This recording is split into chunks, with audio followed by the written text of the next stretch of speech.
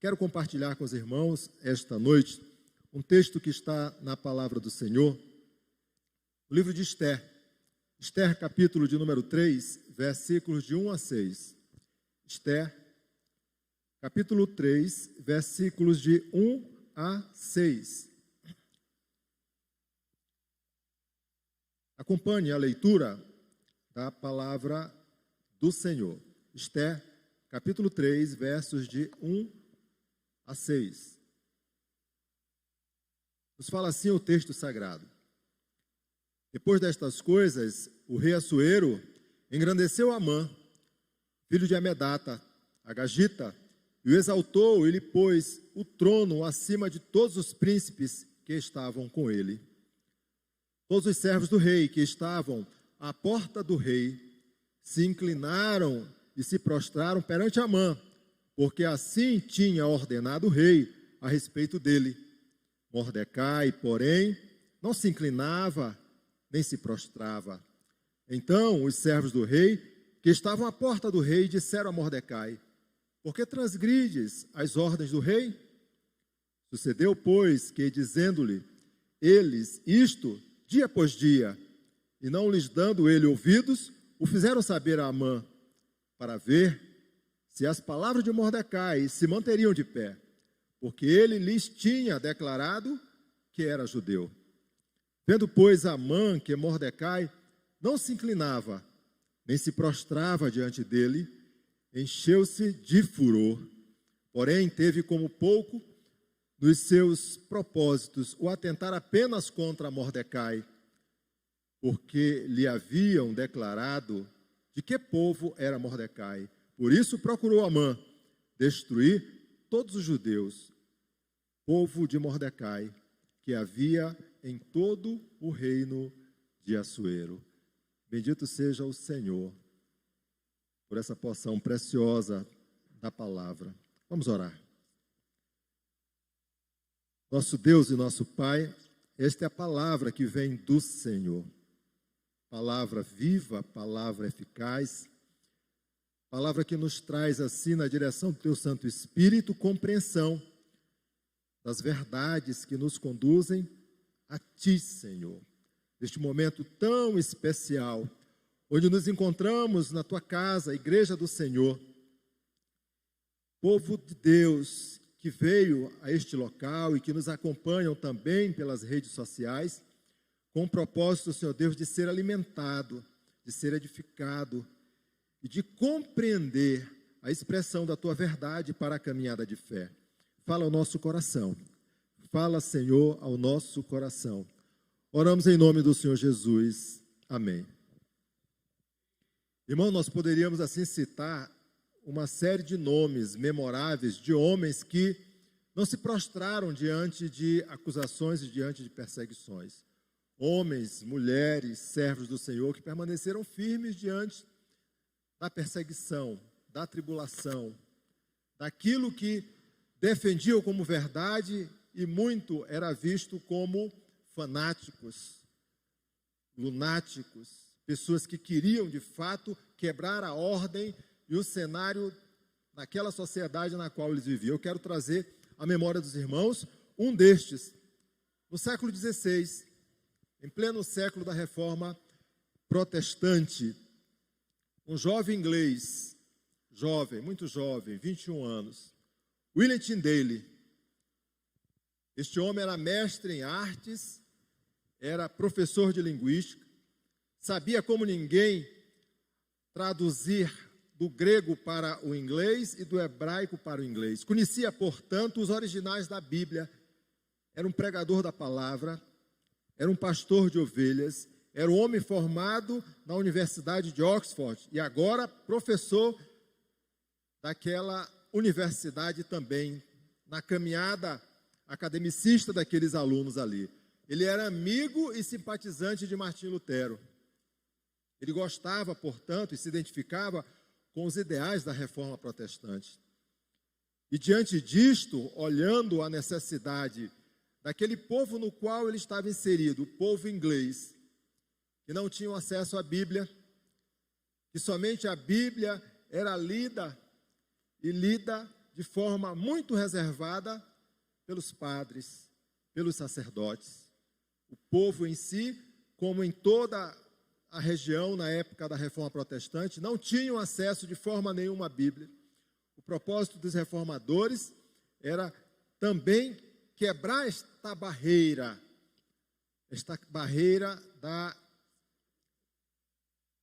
do monopólio, esta barreira da condição que era colocada de forma a sobrepujar a vida e o direito que as pessoas tinham em alcançar também o conhecimento por meio da palavra. Este homem trouxe ao coração o desejo de traduzir a Bíblia do grego e do hebraico para a língua inglesa, a fim de que aquelas pessoas de todas as áreas, de todas as classes sociais, pudessem ter acesso à palavra de Deus.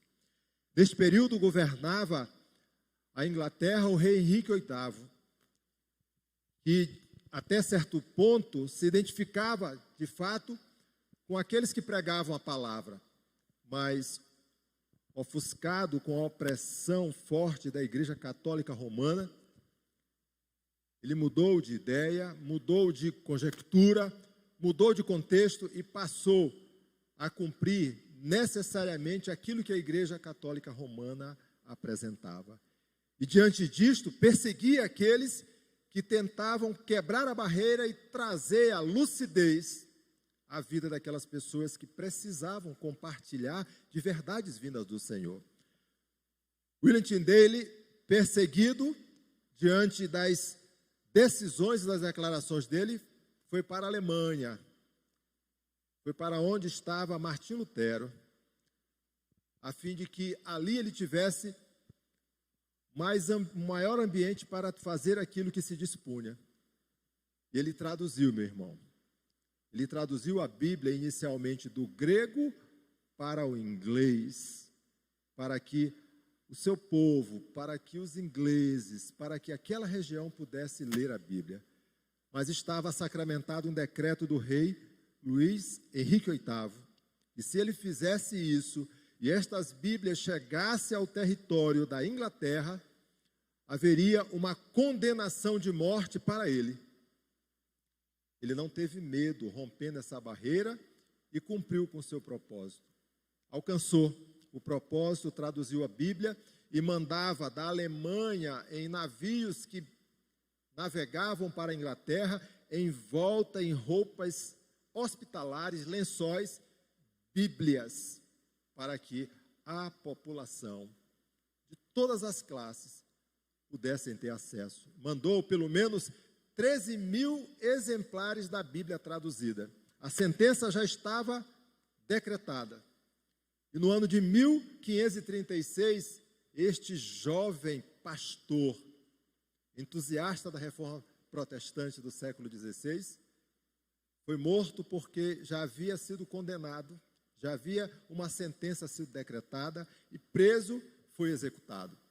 Quando nós olhamos para manifestações como essa e vemos textos ao qual nós acabamos de ler, né, Esther, capítulo de número 3, nós vamos entender um pouco que estas pessoas que vivem sob opressão, essas nações que de alguma forma sofreram perseguição e agora se colocam não somente como nação de um povo que está disperso, mas nação de um povo que adora o Senhor, que reconhece que eles migraram, que são originários de um povo de uma nação aliancista, porque o Senhor apresenta a promessa, faz aliança e diz que este povo é propriedade do Senhor, é nação santa, eles não haverão de caminhar só, eles não haverão de perecer eternamente, mas haverá geração de progressão na vida deles e tudo correrá bem. É diante deste quadro que nós nos apresentamos agora, aqui, Esther, capítulo 3. O livro vai falar sobre esta maravilha do Senhor, a graça de Deus em meio à dificuldade de caminhada, de vida de um povo, agora apresentado aqui, um povo que foi alcançado quando ainda estava na sua terra natal, em Judá, no tempo de Jeconias, e levado para o exílio babilônico, e levado, portanto, não como pessoas normais, comum, mas como um povo agora que é escravo, um povo agora que saiu do seu território normal, da sua terra nativa, e agora vai passar a viver uma cultura diferente, a conviver com adoradores que não se direcionam ao Deus de Israel, mas há um paganismo de tal monta que fere aquilo que eles de fato aprenderam, aquilo que eles conheceram com seus pais e cultuavam de coração. É nesse quadro, meu irmão, que o texto se encontra, quando no reinado do rei Assuero, o rei Assuero, para a gente ter uma ideia, ele é filho do rei Dário I, neto de Ciro, grande rei Ciro, e pai de Artaxerxes.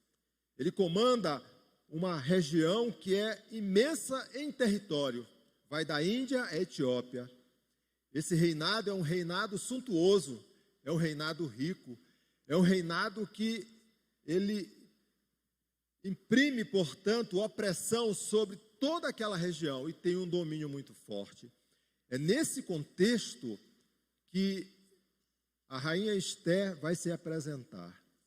É nesse contexto que o seu primo e pai, Mordecai, vai se apresentar. É nesse contexto que uma pessoa de dentro do reinado de Assuero, Amã, é levantado como voz de perseguição, como braço forte, como alguém que está posto a cumprir e aterrorizar a vida das pessoas.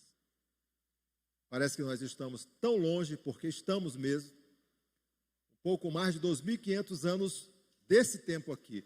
Mas a palavra do Senhor, ela é atemporal. Ela é para todos os dias, para todos os momentos. Ela é, portanto, para este tempo em que nós vivemos agora. E diante disso eu quero trazer aqui para meditarmos no tema Vivendo na Verdade do Senhor. Nós estamos no mês de família, no mês que temos uma atenção voltada para dentro dos lares. E esse tempo aqui é um tempo de nós entendermos isso, pois o contexto que está sendo apresentado é um contexto de perseguição.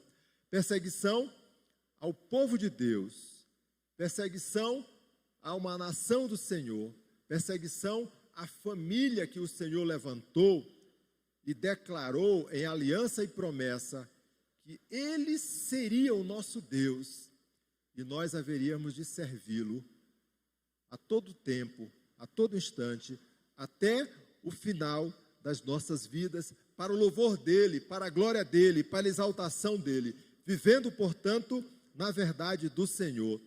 De que forma nós vivemos na verdade do Senhor? A pergunta é que nós devemos estar nos fazendo. Eu e você que estamos presentes, você que nos ouve pela rede social, pelo canal da igreja, a pergunta é: temos vivido na verdade do Senhor? Nós temos, de fato, vivido na caminhada de fé na verdade do Senhor? Se não temos, meu irmão, o que tem sido levantado nesta caminhada, o que tem servido de pressuposto para que nós não façamos, de fato, aquilo que o Senhor nos chama a fazer? A viver segundo a vontade do Senhor, a entender os propósitos de Deus, ouvindo a sua voz, como ainda há pouco ouvimos aqui, João capítulo de número 10, o Senhor Jesus Cristo nos falando sobre a condição do pastoreio dele sobre as nossas vidas. Vivendo a verdade no Senhor. De que forma? A primeira lição, sendo submisso somente a Deus. O contexto que nós falamos aqui é um contexto de perseguição, é um contexto de opressão, não somente pelo fato daquele povo estar fora da sua região, eles eram de Judá, agora eles estão naquela região ali da Babilônia, estão num cativeiro, sobre o regime, sobre a opressão de um governo persa forte. Mas é agora também eles são submetidos a tolerarem tudo aquilo que está sendo apresentado. Vivendo na verdade do Senhor, de que forma? Sendo submisso a Deus. Observe os versículos de 1 a 3. Nós lemos, eu vou ler novamente para que nós possamos compreender. Depois disso, destas coisas, o rei Assuero engrandeceu Amã, filho de Amedata, Agagita, e o exaltou e lhe pôs o trono acima de todos os príncipes que estavam com ele.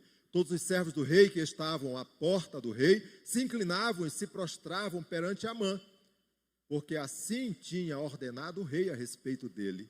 Mordecai, porém, não se inclinava nem se prostrava. Então os servos do rei que estavam à porta do rei disseram a Mordecai: por que transgrides as ordens do rei? Está muito claro que Mordecai não pertencia àquela região. Falei ainda há pouco, ele era judeu. Aqui ainda não havia declarado a sua origem, mas muitos sabiam que ele não fazia parte nativo daquela população, assim como tantos outros. Mas uma coisa acontece aqui, e é isto que nós precisamos assim compreender. Ele não se submetia àquilo que estava sendo apresentado. O rei Assuero decide não somente por vontade, mas ele decide por decreto. Quando nós lemos a Bíblia, principalmente nos livros de Neemias, nos livros de Esdras, nós vamos observar que o decreto persa, ninguém pode revogar. Nem o próprio rei, nem a própria autoridade, uma vez decretada, não poderia mudar, não poderia alterar, porque isto era cobrado pela própria população, era a cultura deste povo. Aqui, a decisão foi colocar Amã como a primeira pessoa depois do rei. Era a pessoa mais importante, era a pessoa que trazia a autoridade real e tomava as decisões em nome do rei. Ele prestava contas somente ao próprio rei. Aqui ele é colocado nesta condição. E quando Mordecai toma a dimensão daquilo, traz ao seu coração uma ojeriza grande, terrível. E nós precisamos entender aquilo que ele está vivendo. O aspecto que está sendo trabalhado aqui é um conflito que vai para o campo da nacionalidade. Se você olhar o capítulo de número 1, você vai observar o rei Assuero na cidade de Suzã. Aquilo que acontece com relação à forma dele administrar. É um reinado grande em dimensões territoriais, poderoso em recurso, né, e em força, e ele tem este domínio também diante das tomadas de decisões, por conta da rainha Avaste se colocar contra uma decisão do rei, pois ela não quis atender a ordem dele para que ela viesse e dançasse e se mostrasse diante dos seus convidados, naquela festa que após 180 dias ele fazia agora para o povo, uma festa de 7 dias, muita bebida, muito álcool, muita dissolução, e a rainha se nega, e por conta disso ela não somente perde o reinado, mas ela é destituída totalmente daquela condição em que ela estava. Esse é o poder do rei persa, do rei Assuero. Agora, ele nomeia Amã. Amã é um agagita. Amã é o inimigo mortal do povo de Judá. É o inimigo mortal do povo de Deus. É o inimigo, portanto, que é entendido, né? Quando o povo de Deus estava caminhando no deserto de Refidim, veio aquela nação, os inimigos do Senhor contra a nação de Israel.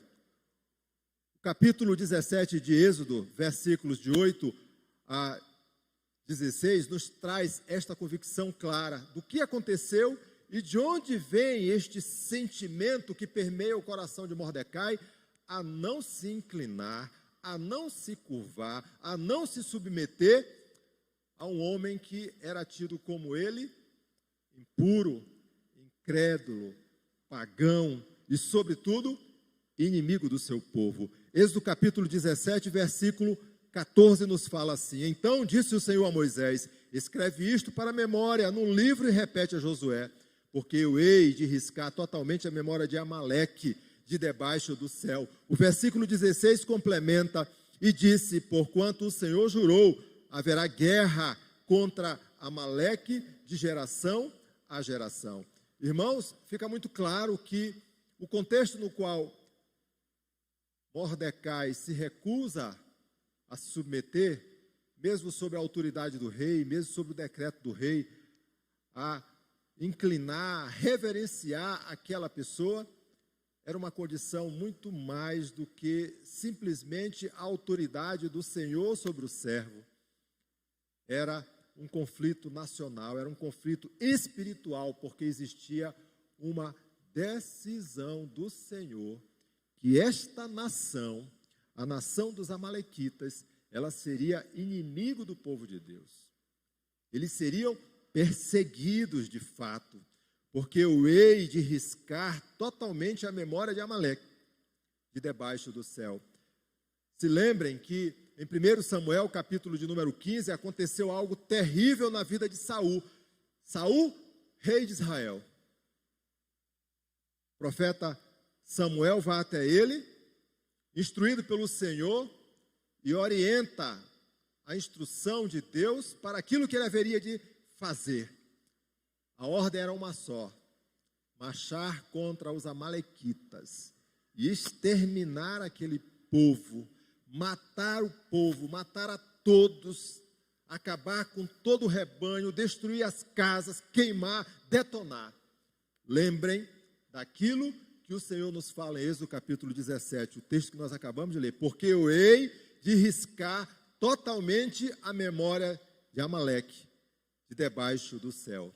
Saul não cumpriu aquilo que foi determinado pelo Senhor, apenas em parte, apenas em parte. Poupou o rei, uma parte dos filhos e alguns sacerdotes, trouxe o rebanho para Israel, o melhor, e não cumpriu a vontade do Senhor. E em decorrência disso, ele recebeu a ira de Deus sobre a sua vida. Não somente perdeu o reinado foi tirado dele, porque ele não se julgou agora capaz de cumprir a caminhada de fé segundo a vontade do Senhor. Mas ele usurpou aquilo que o próprio Deus determinou a ele. Vivendo na verdade do Senhor, de que forma? Sendo submisso somente a Deus. Mordecai entendia isso de forma muito clara e trazia no seu coração. A quem nós temos sido submissos nesta caminhada? A quem, meu irmão? A quem nós temos de fato reverenciado na nossa vida? A quem nós temos colocado em nossa vida como primeiro lugar, importante, necessário? A segunda lição: vivendo na verdade do Senhor, de que forma? Ao tempo que nós somos submissos somente a Deus, agora nós precisamos declarar a nossa adoração ao Senhor. Tem pessoas que se escondem quando alguém pergunta assim: tem algum crente aqui?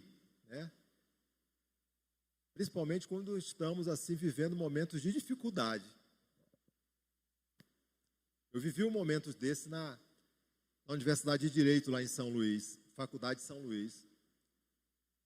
Fazia o segundo período de Direito nessa faculdade, tinha uma professora, ela, origem espanhola, mas já nacionalizada, brasileira. Estava ministrando a disciplina de filosofia, falando sobre mito e mitologia. E ela teve a ousadia, na sala de aula, de trazer o exemplo do mito, Mito é aquilo que não existe. Tem um mito, mas não existe. O exemplo dela não foi outro. Quer um exemplo de mito? Jesus Cristo é um mito. Desse jeito. Jesus Cristo era um mito para ela. não existia. Não fazia diferença. Quando ela fala isso, a gente compreende, né, que aquela mulher não serve a Deus, aquela não segue aos princípios fundamentais na palavra. Ela tem aversão a tudo que se apresenta de Deus e da palavra do Senhor. Louvado seja o nome do Senhor, que naquela sala de aula tinham servos de Deus, que levantaram a voz e mostraram para aquela professora o quanto importa adorar ao Senhor. A pergunta é: nós temos declarado a nossa adoração ao Senhor também, nesta nossa caminhada de vida, dentro da nossa família, naquelas circunstâncias que muitas das vezes parecem assim impróprias, e nós somos pegos de surpresa? Temos feito isto? Amã, no versículo de número 4, Mordecai, no versículo de número 4, traz esta lição para a nossa vida. Sucedeu, pois, que, dizendo-lhe eles isto dia após dia, e não lhes dando ele ouvidos, o fizeram saber a Amã, para ver se as palavras de Mordecai se manteriam de pé, porque ele lhes tinha declarado que era judeu. Agora, meu irmão, ele bota a cara a tapa. Agora ele diz: eu sou judeu. O que isso representa? Representa dizer que ele é um servo do Senhor, que ele adora ao Deus de Israel, que ele é daquela descendência que foi apresentada aos nossos pais na fé, que ele, portanto, faz parte da família da promessa. É isto que está sendo apresentado aqui. Ao tempo em que ele recomenda para a sua filha e prima, né, porque Esté, que vai ocupar o cargo que era da rainha Vastes, escolhida pelo rei agora Assuero, ela vai para aquele local com um propósito do Senhor. Ela vai ocupar aquela posição diante de um projeto de Deus para manutenção, prevenção e graça para que esse povo não fosse exterminado. Agora, este Mordecai que recomenda a Esté, que agora está dentro do palácio real, havia recomendado para que ela não revelasse a origem do povo que ela vinha, que ela descendia. Mas ele, em primeira mão, diz de onde ele vem, a quem ele adora, quem ele segue. Que manifestação maravilhosa ele nos fala aqui, nos dando assim a convicção de que nós devemos mostrar quem somos, em toda e qualquer circunstância. Nós servimos ao nosso Senhor e Salvador Jesus Cristo. Nós cremos naquele que é o nosso Salvador. Nós reverenciamos o nome dele. Irmãos, quando nós olhamos manifestações como essa, nós lembramos daquelas igrejas que passam por momentos de opressão e tribulação em alto grau. Aquelas igrejas, irmãos, espalhadas pelo mundo afora, que estão no subterrâneo. Igrejas na Coreia do Norte, que estão debaixo da terra, estão no subterrâneo. Eles se escondem, meu irmão, eles se escondem para que possam assim se reunir a fim de cultuar ao Senhor, a fim de proclamar o Evangelho. E saltem os olhos, viu? Porque o Senhor tem feito maravilhas, essas igrejas têm crescido a cada tempo. As orações, as provisões, os quebrantamentos, a vida de servidão dessas pessoas tem feito muita diferença pela graça de Deus. Mordecai está vivendo isto neste momento. Não há dúvida em que a perseguição haveria de aumentar, porque ele declarou de onde ele vem, ele se fez mostrar agora.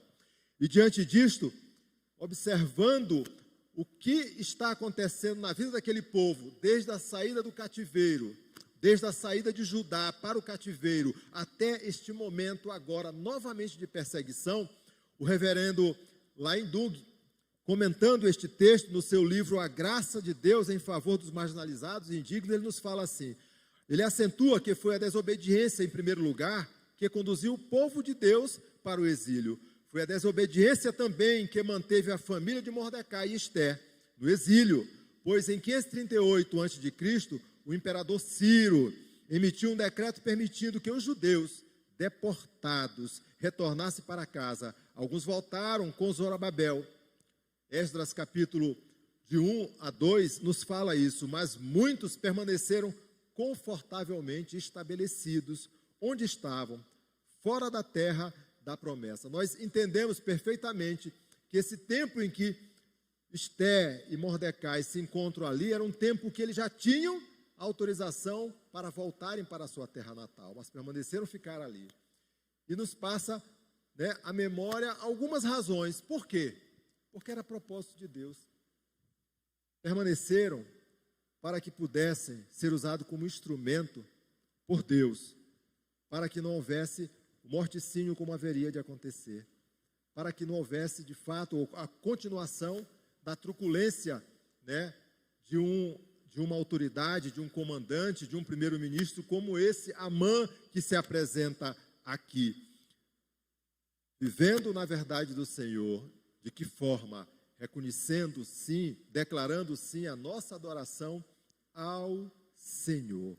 Declarando a nossa adoração ao Senhor. Lembrem, porque é um texto muito conhecido. Aquele texto em que Jesus Cristo, ele é levado ao deserto. Mateus, capítulo de número 4, vai nos falar este momento em que o Senhor Jesus está lá no deserto. E lá no deserto, no versículo de número 9, o inimigo das nossas almas, Satanás, ele vai diante dele e declara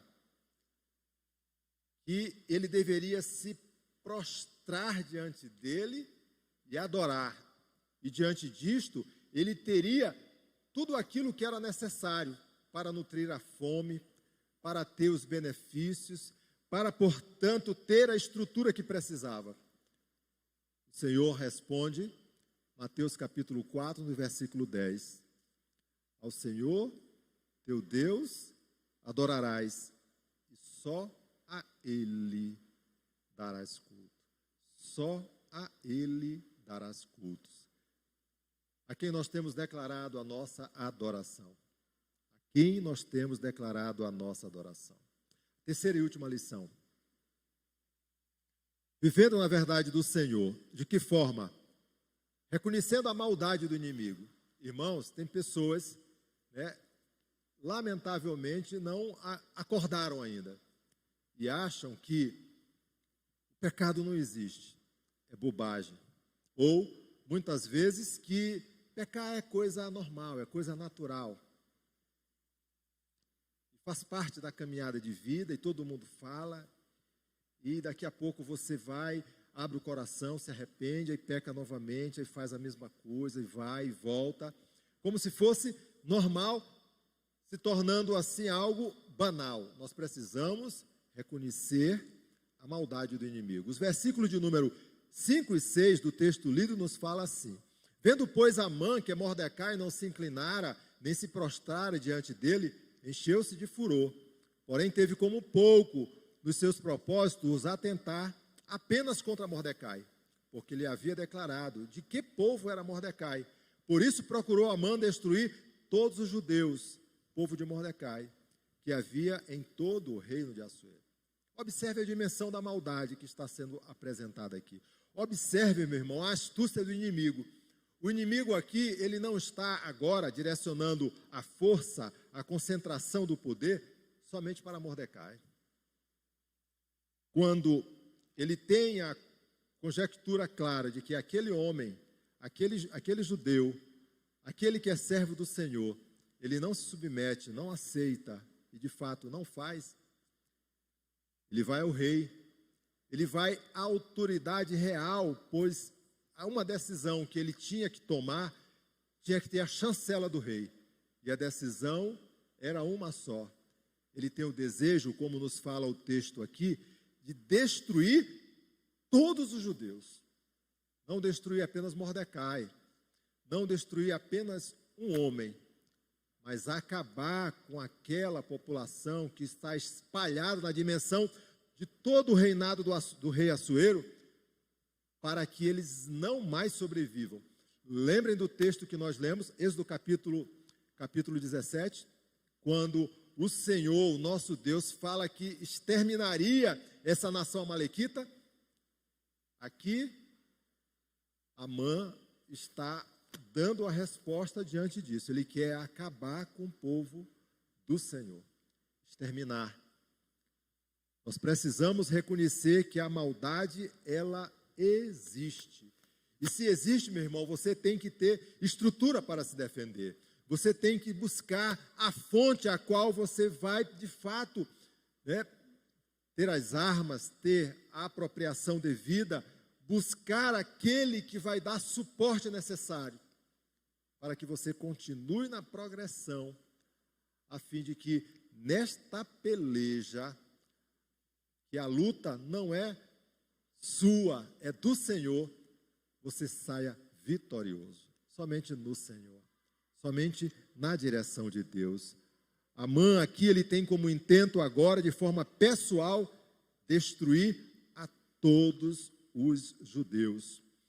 E nós precisamos entender que havia compreensão do Império Persa com relação às minorias, porque aquele povo já convivia naquele local, os judeus, há muito tempo. Mas Amã está predisposto a acabar. Ele vai ao rei, pede ao rei, conta a sua história, e o rei dá autorização para que ele faça aquilo que no seu coração já está determinado. Além de pagar muito dinheiro às nações que pudessem exterminar estas pessoas. Aí entra a rainha Ester, que já está dentro do reinado como propósito do Senhor. E eu quero ler o texto para nós finalizarmos aqui, capítulo 4, versículo 16, capítulo 4, versículo 16 do livro de Ester, é elucidativo para que a gente compreenda o que aconteceu na operação de Deus para livrar esta nação, este povo, diante de tamanha ameaça. O texto nos fala assim: vai, Ester, mandando uma mensagem para Mordecai, diante da ofensiva de Amã, decisiva já por conta do decreto, do veredito que já foi distribuído, do veredito que já foi distribuído para toda aquela região ali. Vai, ajunta a todos os judeus que se acharem em Suzã, e jejuai por mim, e não comais, nem bebais, por 3 dias, nem de dia, nem de noite, nem de dia. Eu e as minhas servas também jejuaremos, depois irei ter com o rei. Ainda que é contra a lei, se perecer, pereci. Está muito claro que a ordem agora é orar, é jejuar. A ordem agora é fazer aquilo que a igreja se dispõe hoje a fazer neste momento aqui. É levantar a voz de oração ao Senhor, em sentimento de agradecimento, em sentimento de intercessão, de petição, pois Deus é aquele que ouve as nossas orações, que responde às nossas petições, pois Ele nos ama e sabe necessariamente aquilo que nós estamos vivendo em nosso coração. Isto foi feito, a rainha foi usada como instrumento nas mãos do Senhor, e tudo aconteceu conforme a vontade do Senhor. O progresso de Amã foi barrado, a progressão do mal não continuou. Aquele homem que fez uma forca para que Mordecai pudesse morrer naquela forca, ele inaugurou aquela forca, ele mesmo, por decisão do rei Assuero. Nós precisamos entender e reconhecer que o mal existe, que o inimigo existe, nós precisamos estar alimentados, preparados, a ponto de lidar com as armas que o Senhor coloca à nossa disposição. A fé diante do nosso Deus, a palavra que nos edifica e nos fortalece na caminhada, na direção do nosso Senhor e Salvador Jesus Cristo. Nós precisamos reconhecer que assim como existe o bem, existe o mal. Assim como existe o céu, existe o inferno. Para não passarmos aquilo que o Japão viveu em 1941 e depois em 1945, na Segunda Guerra Mundial. O almirante Yamamoto recebeu uma decisão do comando japonês, do governo japonês, conduza a frota aérea para os Estados Unidos da América e destrua a base naval de Pearl Harbor, em 1941. Ele, antes de começar a progressão daquela ordem que foi a ele confiada, ele falou para os seus comandantes, para as autoridades: talvez nós estejamos despertando um gigante que está adormecido. Talvez nós estejamos despertando um gigante que está adormecido. O Japão destruiu a base de Pearl Harbor. Um pouco mais de 2.500 pessoas morreram naquele ataque. A frota ficou totalmente destruída. Os Estados Unidos, mais precisamente em agosto de 1945, dá a resposta. E sobre Hiroshima e Nagasaki, para acabar com a progressão do Japão, ele solta bombas nucleares que geram um total de 180 mil mortes, somente naquele ataque, sem contabilizar aquelas outras que foram alcançadas pela radiação ao longo dos anos. Isso, meu irmão, é banalizar a força do inimigo. Nós precisamos estar preparados nesta caminhada de fé e entender que Deus, Ele tem um propósito nas nossas vidas. 3 aplicações de forma rápida. A primeira delas: defenda a verdade do Senhor, em todo custo, meu irmão, com todas as forças que você puder. Defenda a verdade do Senhor. Como adorador, reconheça o seu Senhor. Reconheça a quem você adora. Exalte, glorifique o nome dEle. A maldade existe também para que nós estejamos alertas, prontos a resistir e preparados para este dia que nós não sabemos qual é, mas ele acontecerá. William Tyndale, quando levado à forca para que ele pudesse ser morto, primeiramente estrangulado e depois queimado, não enforcado, queimado em praça pública, em 1536, foi dado direito a ele de falar. E ele declara a mesma coisa que nós nos dispomos a fazer hoje aqui. Ele orou ao Senhor. Ele orou ao Senhor. Seu último minuto de vida: Senhor, abra os olhos do rei. Senhor, abra os olhos do rei. Foi queimado, foi morto. 1 ano e meio depois, o rei Henrique VIII determina que todas as igrejas da Inglaterra tenha pelo menos um exemplar da Bíblia traduzida por William Tyndale, para que o povo possa ler a palavra do Senhor. Nós precisamos viver na verdade do Senhor, pois todas as vezes que nós fizermos isso, nós haveremos de ser honrados, independente das circunstâncias nas quais nós estivermos vivendo. Que Deus nos abençoe e nos guarde nesta caminhada de fé. Deus abençoe.